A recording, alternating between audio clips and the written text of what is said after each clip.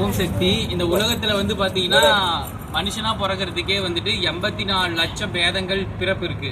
அந்த 84 லட்சத்துல மனுஷனா பிறந்ததே ஃபர்ஸ்ட் ஒரு நல்ல ஒரு விஷயம், அதிர்ஷ்டம்னு சொல்லுவாங்க. ரெண்டாவது மனுஷனா பிறந்தாலும் எந்த ஒரு குறையும் இல்லாம இருக்கிறது, அது ஒரு ரெண்டாவது நல்ல விஷயம். மூணாவது நல்ல விஷயம் பாத்தீங்கன்னா தெய்வம்னு ஒன்று இருக்கிறதே புரிஞ்சுக்கிறதே ஒரு நல்ல விஷயம். நாலாவது நல்ல விஷயம் என்ன, அந்த தெய்வத்துக்கு தொண்டு செய்ய வந்ததே ஒரு மிகப்பெரிய ஒரு விஷயம்.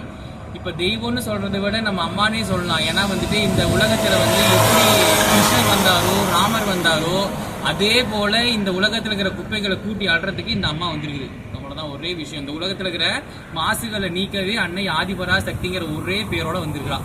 அந்த அம்மாட்ட போய் இயேசு கும்பரம் போய் நின்னாலும் அந்த அம்மா சிலுவை தூக்கி நான் தாண்டா இயேசுங்குது. அந்த அம்மாட்ட அல்லாஹ் கும்பரம் போய் நின்னாலும் நான் உருவமே இல்லாம நான் அல்லா தான் பேசுறேன் அப்படிங்குது.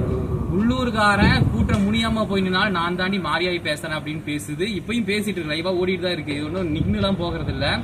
அடுத்த ஒரு முக்கியமான விஷயம் பாத்தீங்கன்னா அம்மா கையில இருக்கிற வேல். அந்த வேல் பாத்தீங்கன்னா 3 விஷயத்த குறிக்கும். ஓகேவா? அந்த வேல் நிறைய கருத்துக்கள் இருக்கு. ஏன்னா அம்மான்னு எடுத்துக்கிட்டாவே அது பல அண்டங்களுக்கு அப்பால இருக்கிற அந்த அம்மா, அது பெரிய விஷயம். ஆனா அந்த வேல் 3 விஷயத்தை எதை சொல்லுதுன்னா, ஏன் அந்த அம்மா கையில வேல் வச்சிருக்காங்கன்னா 3 விஷயம் என்னன்னா, தெய்வத்தின் மேல அன்பு. ஓகேவா? தெய்வத்தின் மேல அன்பு, உயிர்களின் மேல என்ன இருக்கணும், என்ன உதவி செய்யற மனப்பான்மை இருக்கணும். ஓகேவா? உதவி செய்யற மனப்பான்மை இருக்கணும்.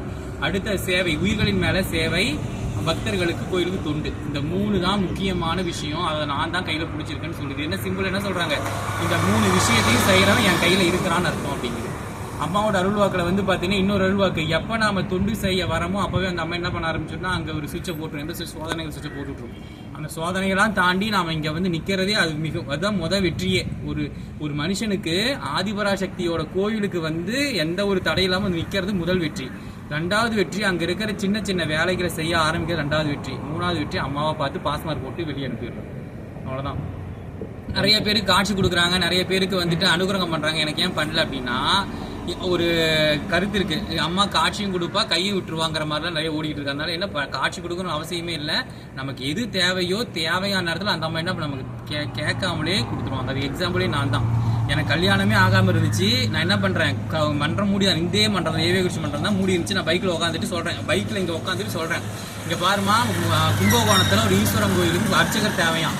நான் எங்க வீட்டு சொல்லாது போயிருக்கோமா அப்படிங்கிறேன். அந்த வருஷத்திலே கல்யாணம் 2 குழந்தைங்க, பெண் குழந்தைங்க. நமக்கு எது வேணுமோ அதை அந்த என்ன பண்ணிடுவோம், வாரி கொடுத்துரும். நம்ம அம்மா கிட்ட போய் நிக்கிறதெல்லாம் ஒன்னே ஒண்ணுதான், நமக்கு சேவை செய்ய மனசு வையுமான்னு அம்மாட்ட சொல்லுவோம். அவ்வளவுதான். இப்ப நம்ம பேசுறோம் அப்படின்னாலே குரல் அறிவு கொடுக்கறது அம்மா தான். எல்லாமே அம்மாங்கிற அம்மாட்ட விட்டுட்டோம் அப்படின்னா என்ன ஆயிடும், அவளா பார்த்து அவளா என்ன பண்ணும் பண்ணி நம்ம கூட்டுக்கிறது முடிஞ்சு போச்சு. ஒரே கதை. இப்ப பஞ்சபூதத்துக்கு ஓம் சக்திக்கு என்ன சம்பந்தம்னா, இந்த ஓம் மூல மந்திரம் இருக்கு இல்லைங்களா, அந்த மூல மந்திரமே பஞ்சபூதங்களை உள்ளடக்கிய ஒரு மந்திரம். இது எப்ப நேத்து நான் படுத்துட்டு யூடியூப்ல பார்க்கும்போது அந்த அவிநாசி மன்றத்துல போட்டிருக்காங்க, ஓம் சக்தி மூல மந்திரத்தையும் விஸ்வரூபம் போட்டு இந்த பஞ்சபூதமே பஞ்சபூதங்களையும் ஒன்னா வச்சா அது ஆதிபராசக்தி. அந்த மூல மந்திரமே ஸ்ரீ சக்கர வடிவம். நம்ம தொட்டு கும்பிடாட்டாலும் இந்த மந்திரம் சொன்னாலே ஸ்ரீ சக்கரத்தை கும்பிட்ட மாதிரி பலன்கிறாங்க. அது மட்டும் இல்லாம அந்த 1008 108 தெரியாதவங்க இந்த மூல மந்திரத்தை சொன்னாலே போதும், மூல மந்திரம் தெரியாது அம்மான்னு சொன்னாலே போதும் அப்படின்னு ஒரே வார்த்தையா. இவ்வளவு பெரிய பெருமை இருக்கு. பஞ்சபூதம் இந்த உடல் இருக்குன்னா, இந்த உடம்பு பஞ்சபூதத்தால் ஆன ஒரு தத்துவம் தான் உடம்பு. இந்த உடம்புக்கு உள்ள இருக்கிற அந்த ஆத்மா யாரு, ஆதிபராசக்தியிலிருந்து வெளியே ஆத்மா. அது திரும்பி என்ன பண்ணும், ஆதிபராசக்தி உள்ள போகணுங்கிறது கான்செப்ட். இப்ப இந்த பஞ்சபூத உடம்பு என்னதே, தோல் பாத்தீங்கன்னா எதால் ஆக்கப்பட்டது, மண்ணால் ஆக்கப்பட்டது. மண்ணு வந்துடும். உள்ள இருக்கிற அந்த எலும்பு சதை இதெல்லாம் பாத்தீங்கன்னா அந்த மண்ணுக்குரிய அந்த தத்துவத்தோட கல்லு மண் எல்லாம் ஒன்னா இருக்கிறதா மண் அங்க வந்துடும். தண்ணி உடம்புக்குள்ள ரத்தம் எதை குறிக்குது அப்படின்னா, எதை குறிக்குது, நீரை குறிக்குது. ரத்தம் நீர். ஓகேங்களா? அடுத்து பாத்தீங்கன்னா இந்த மனசு அப்படின்னு சொல்லக்கூடியது ஆகாய தத்துவம். மனசு அப்படி பறந்து எதை வேணா நினைக்கும் மனசு இல்லையா, அது ஆகாய தத்துவம். இன்னும் 2 எது இருக்கு, நெருப்பு தத்துவம் இருக்கு. அந்த நெருப்பு சக்தி தான் நமக்கு ஜீரண சக்தியா இருக்கு. நெருப்பு சக்தி ஏதோ இருக்கு, நமக்கு ஜீரண சக்தியா இருக்கு. இன்னும் என்ன சக்தி குறையுது பஞ்சபூதத்துல, நீர், நெருப்பு, நிலம், ஆகாயம், வேற காற்று. அந்த காற்று தான் நான் இருக்கும் அது பேசிட்டு இருக்கேன். சுவாசிக்கிற சக்தி, ஆக்சிஜன் படிக்கிறோமா அந்த காத்து. இப்ப எல்லாம் சேர்ந்து ஒரு மனித உருவம்.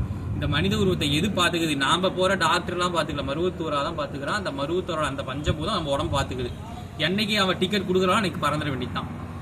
அதை ஒரே ஒரு வேண்டுதல் தான் வைக்கணும். இந்த மன்றத்துக்கு வரவங்க சாகும் போதும் செவ்வாழையோட சாகணுங்கிற அந்த குடுப்பனை கொடுத்துட்டு தாயேன்னு வேணும்னா அவ்வளவுதான், தலையில கிரீன் கலர் லைட் எரிஞ்சிடும். அதை தான் எதிர்பார்க்குது அம்மா. எந்த ஒன்றையும் நம்ம எதிர்பார்க்கக்கூடாது அம்மா கிட்ட. அது வாக்கு கொடுத்துக்கிட்டே இருக்கும். இவ்வளோ இது எப்படி சொல்றது, இது வந்து இந்த ஓம் சக்திங்கிறது வெள்ளக்கட்டி மாதிரி, அது எந்த பக்கம் இருந்து பேசுறதுனே தெரியாது. இது என்ன ஹைலைட்னா, இந்த அம்மா பராசக்தி இருக்காங்களா, நல்லா வேதம் 4 வேதமும் கரைச்சு குடிச்சவங்களுக்கு நடராஜர் பக்கத்துக்கு சிவகாமி, மாட்டுக்கறி திங்கிறவனுக்கு பெரியாயி, முடிஞ்சு போச்சு. அவனுக்கும் நான் அம்மா தான், இவனுக்கும் நான் அம்மா தான். லலிதா சகசரநாமத்தில் ஒரே இல்லை, நான் பிரம்ம கீட ஜனனி அப்படிங்கிறா. அதனால என்ன சொல்றா, இங்க இருக்கிற சின்ன எறும்புல இருந்து படைக்கிற பிரம்மனுக்கே நான் அம்மான்னு சொல்றா. இன்னொரு விஷயம் நான் சொல்லி ஆகணும், இந்த ஓம் சக்தி வந்துட்டோம்னா நம்ம என்ன பண்ண தேவையில்ல, மற்ற கோயில்களுக்கு போகலாம், ஓகேவா, போகலாம். ஆனா ரெகுலரா போகணுங்கிற அவசியம் இல்லை. ஏன்னா இப்போ ஒரு ஸ்கூல் இருக்குதுன்னா, என் கதைக்கே வரேன். மேனேஜ்மெண்ட், டீச்சரு, குழந்தைங்க, பேரண்ட்ஸு. மேனேஜ்மெண்ட் ஆதிபராசக்தி, டீச்சரு குட்டி குட்டி குலதெய்வங்கள், அதுக்கப்புறம் குழந்தைங்க நம்ம தான், முடிஞ்சு போச்சு, ஓகேவா. நம்ம பேரண்ட்ஸ் நம்ம குலம். அப்ப இந்த மேனேஜ்மெண்ட் யாரு, ஆதிபராசக்தியோட பிள்ளைங்களா இருக்கும்போது அப்ப என்ன தேவை, மட்டும் அங்க போகணும் அவசியம் இல்லை. நம்ம எதை வேணாலும் இந்த அம்மாவே கேட்டுக்கணும். நான் எவ்வளவு லீலைகள் உங்களுக்கே தெரியும், யூடியூப்ல நிறைய பாக்குறோம். ஒரு இயேசு கும்பிட்ற என்ன பண்றாரு, போய் அங்க பெட்டிஷன் போட்டு மேரி கிட்ட பேசி நான் அந்த அம்மா படிக்குது அருள்வாக்குல, நீ தான் சொன்ன நடந்துடா போற அப்படிங்கிற இந்த விஷயம் இருக்கு. ஆனா என்ன பண்ணிடக்கூடாது, முக்கியமா ரத்தின சுருக்கமா சொல்ல போனா இந்த அம்மா டெஸ்ட் வைக்கும் தான். ஆனா பரீட்சை நடக்கிறது என் மடியில தான் இருக்குங்கிறத தெரிஞ்சுக்கிட்டா பரீட்சை பாஸ் பண்ணிடலாம் அப்படின்ட்டு சொல்லி வரலையா, போதுங்க. சரி.